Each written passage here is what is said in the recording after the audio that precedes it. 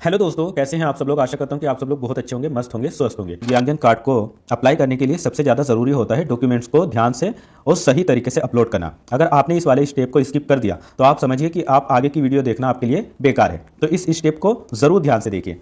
देखिए, अपलोड करने के लिए सबसे पहले आपको कंसेशन की ज़रूरत पड़ती है। उसके बाद में आपको फोटो चाहिए और disability certificate, date of birth proof के लिए आप अपनी मार्कशीट दे सकते हैं या और कुछ भी अपलोड कर सकते हैं। इसके अलावा फोटो आईडी प्रूफ के लिए आप आधार अपलोड कर सकते हैं और आईडी एड्रेस प्रूफ के लिए भी आप आधार अपलोड कर सकते हैं। दोस्तों, जो डॉक्यूमेंट्स आपको जैसे डिसेबिलिटी सर्टिफिकेट हुआ या डेट ऑफ बर्थ प्रूफ के लिए कोई सर्टिफिकेट हुआ या फोटो आईडी प्रूफ के लिए जैसे आधार आप अपलोड करेंगे या आईडी प्रूफ के लिए आधार अपलोड करेंगे, तो आपको आधार डायरेक्ट ऐसे नहीं अपलोड करना फोटो खींच के। आपको उसको की जीरोक्स यानी फोटो कॉपी करानी है। और अगर आप ब्लाइंड है तो आप यहाँ पर अंगूठा लगाएंगे, अपना थंब इंप्रेशन देंगे। अगर आप लड़के हैं तो अपना लेफ्ट थंब देंगे और अगर लड़की हैं तो राइट थंब देंगी।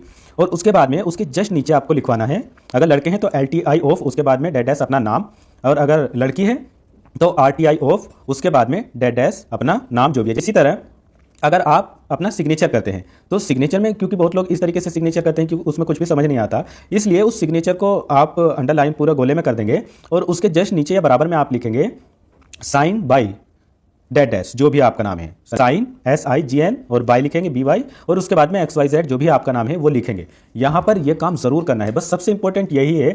कई भाई बहन ऐसे ही केवल अपलोड करते हैं, इसीलिए उनका जो फॉर्म है वो रिजेक्ट हो जाता है। और आगे भी किस तरीके से फिल करना है वो सही से बताऊंगा ताकि आपका फॉर्म रिजेक्ट ना हो। तो अब आप समझ गए होंगे कि डॉक्यूमेंट्स किस तरीके से आपको अपलोड करने हैं। चलिए अब हम देखते हैं कि किस तरीके से फॉर्म को फिल करना है। मैंने इस वीडियो के डिस्क्रिप्शन में वेबसाइट का लिंक दिया है, आप उस पर क्लिक करेंगे। लिंक पर क्लिक करते ही आप डायरेक्ट यहाँ पर ओपन हो जाएंगे और यहाँ पर आपको दिख रहा होगा register mobile number, get OTP, और OTP डालने के बाद में लॉगिन करना है। लेकिन ये उन लोगों को करना है जिन्होंने पहले से फिल किया है, इस वेबसाइट पर आकर रिजेक्ट हो गया है और वो दोबारा से करना चाहते हैं तो यहाँ पर करेंगे। क्योंकि हम न्यू यूज़र का करने जा रहे हैं, न्यू कैंडिडेट का, तो हम यहाँ पर नीचे आपको दिख रहा होगा न्यू यूज़र, आप इस पर क्लिक करेंगे। क्लिक करते ही आपके सामने दूसरी विंडो ओपन हो जाएगी जहाँ पर आपको ट्रेन का फोटो दिख रहा है। अब आपको इसमें बहुत ही सावधानी पूर्वक जितनी भी फील्ड मैंडेटरी है उनको तो 100% भरना ही भरना है। तो सबसे पहले आप इसमें अपना स्टेट बताएंगे। आप सबसे पहले अपना स्टेट चूज़ कर लेंगे। मान लीजिए मैंने यूपी चूज़ कर लिया। अब यूपी चूज़ करने के बाद में मैं यहाँ पर बताऊंगा कि मेरा रेलवे स्टेशन कहाँ पर है, जो मेरे घर के आसपास है, जो मेरे नियरेस्ट है। इसके बाद आप यहाँ पर आइडेंटिफाई वेरिफिकेशन विद आधार, इसको चेक कर लीजिए। आधार से ही आप अपना वेरिफिकेशन करिए। आप यहाँ पर चेक कर देंगे। चेक करने के बाद यहाँ पर अपना नेम फिल करेंगे। नाम ऐसे फिल करना जो आधार पे हो, बिल्कुल हूबहू उसी तरीके से। फिर अपना आधार नंबर यहाँ पर फिल करेंगे। गेट OTP करेंगे। OTP आपके मोबाइल पर जाएगा, जो भी आधार से लिंक होगा उसको OTP को यहाँ फिल कर देंगे। फिर अपना मोबाइल नंबर फिल करेंगे। गेट OTP करेंगे, आपके मोबाइल पर OTP आएगा, उसको यहाँ पर फिल कर देना। फिर अपनी ईमेल ID देंगे। फिर अपनी यहाँ पर डिसेबिलिटी बताएंगे, आप visual impaired with total absence हैं या मेंटली रिटार्डेड है या hearing speech totally both affection है, या इसके बाद में आप ऑर्थोपैडिकली हैंडीकैप है। जो भी आप में दिव्यांगता है वो यहाँ पर सेलेक्ट कर लेंगे। आई कन्फर्म को चेक कर देंगे। चेक करने के बाद में साइन अप पर क्लिक कर देंगे। दोस्तों, जैसे ही आप साइन अप पर क्लिक कर देंगे तो रजिस्ट्रेशन नंबर जो जाना होगा वो आपके मोबाइल पर ईमेल आईडी पर चला जाएगा। इसके अलावा फिर आप रिडायरेक्ट यहीं पर एप्लीकेशन लॉगिन पर ओपन हो जाएंगे। अब आप यहाँ पर अपना रजिस्टर मोबाइल नंबर जो अभी आपने रजिस्टर किया है, जो फॉर्म फिल करते हुए, साइन अप करते हुए, उसको यहाँ पर फिल करेंगे और गेट OTP करेंगे। और गेट OTP करने के बाद में उस जो मोबाइल पर आपके OTP आएगा उसको यहाँ पर फिल करेंगे और लॉगिन पर क्लिक कर देंगे। दोस्तों, लॉगिन पर क्लिक करते ही आप अपने डैशबोर्ड में ओपन हो जाएंगे और यहाँ पर आपका एप्लीकेशन नंबर वगैरह सब कुछ दिखा दिया जाएगा। अब आप यहाँ पर क्लिक करेंगे एक्शन वाले कॉलम में, जो तीर का निशान ऊपर जा रहा है, इस पर क्लिक करेंगे। एक्शन वाले कॉलम में तीर के निशान पर क्लिक करते ही आपके सामने ये नई विंडो ओपन हो जाएगी। यहाँ पर आपको कार्ड एप्लीकेंट डिटेल पूरा देनी है, जहाँ पर आपको यहाँ पर अपनी डेट ऑफ बर्थ पूरी फिल करनी है। उसके बाद में अपने पापा का नाम यहाँ पर फिल करना है और अपना एड्रेस यहाँ पर फिल करना है। उसके बाद में अपना पिन कोड यहाँ पर फिल करना है और सिटी, जो भी आपकी सिटी है वो सिटी यहाँ पर फिल कर देना है। इसके बाद आपको अपना डिस्ट्रिक्ट का नेम बताना है और फिर आपको यहाँ पर अपना स्टेट का नेम लिख देना है।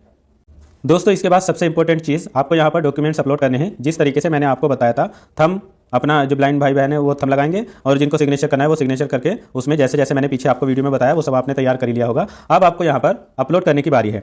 अपलोड करने के लिए आपको या तो PDF में ही फाइल बना लेनी है, वो मतलब डॉक्यूमेंट जो है PDF में कन्वर्ट कर लेना है, या JPG या JPG या PNG किसी में भी आप कर सकते हैं। बस 5 KB से मिनिमम 5 KB और मैक्सिमम 600 KB के बीच में होना चाहिए। अब यहाँ पर जैसे आपको अपना कंसेशन जो मैंने बताया था पीछे सर्टिफिकेट अपलोड करना है वो आपके मोबाइल में ही होगा। यहाँ पर आएंगे, इस पर क्लिक करेंगे और आपके मोबाइल में जहाँ भी होगा उसको सेलेक्ट कर लेंगे और यहाँ पर वो अपलोड हो जाएगा। इसी तरीके से अपना फोटो केवल JPG या PNG में ही अपलोड होगा, PDF में नहीं होगा।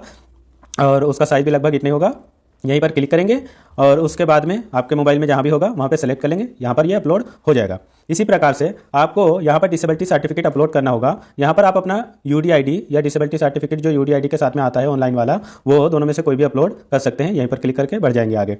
डेट ऑफ प्रूफ के लिए आपको यहाँ पर कई सारी चीज़ें दिखा रहा है डेट ऑफ प्रूफ के लिए, जैसे आपका बर्थ सर्टिफिकेट है या मैट्रिकुलेशन की मार्कशीट है, तो आप यहाँ पर मैट्रिकुलेशन का ही यहाँ पर ऑप्शन चूज़ कर लेंगे और उसको भी मार्कशीट को अपनी यहाँ पर से क्लिक करके अपलोड कर देंगे। इसी तरीके से अब आपको फ़ोटो ID प्रूफ के रूप में अपलोड करना होगा कुछ भी, जैसे आप यहाँ पर भी कई सारी चीज़ें अपलोड कर सकते हैं। अगर मैं आपको दिखाऊँ तो यहाँ पर आप passport, PAN card, voter ID, driving licence या इसके अलावा सेंट्रल स्टेट गवर्नमेंट ID, या आप सीधा सीधा यहाँ पर आधार चूज़ कर लेंगे और यहाँ पर ये चेक बॉक्स पर क्लिक कर देंगे, नीचे आके ओके पर क्लिक कर देंगे। क्लिक करने के बाद में अब आधार की जो आपने फाइल बनाई है PDF अंगूठा लगा के या सिग्नेचर करके, उसको यहाँ पर क्लिक करेंगे और उसको भी अपलोड कर लेंगे। फिर इसके बाद में आपको यहाँ पर एड्रेस प्रूफ के लिए कुछ देना है, तो आप यहाँ एड्रेस प्रूफ के लिए भी एक बार देख लेंगे।